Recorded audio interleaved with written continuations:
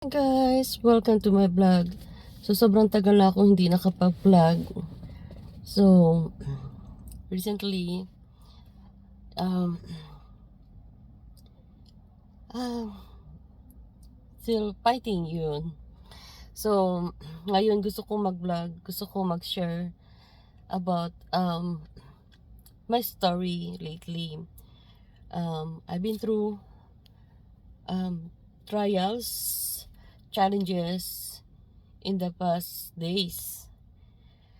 Sobrang So, hindi ko na siya ikukwento kung ano nangyari. But in short, na never ko na-imagine in my whole life na makaka-experience ako ng ganun kaklasing pagsubok.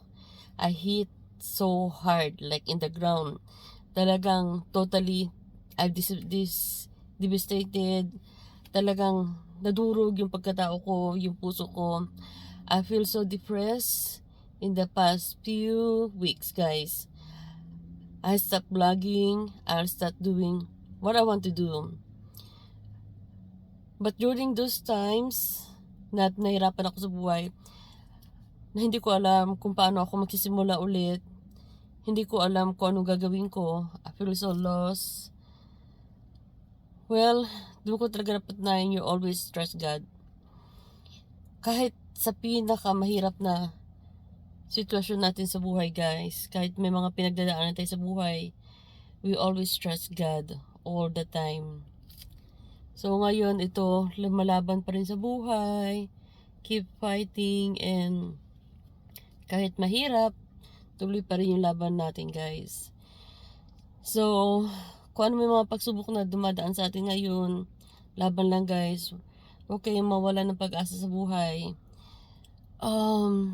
You always trust to the Lord talaga. And little by little, I feel much better. Talagang part talaga. Kung hindi natin ito mapagdadaanan, we're not getting stronger. So yun lang, guys, very short vlog. Today, it's Friday.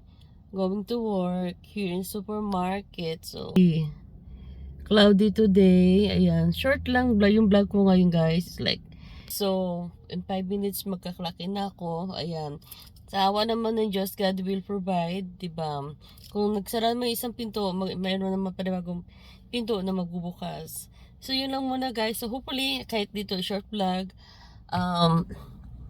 laban lang, guys. And hopefully, malampasan natin kahit anong gera man dumating sa ating buhay.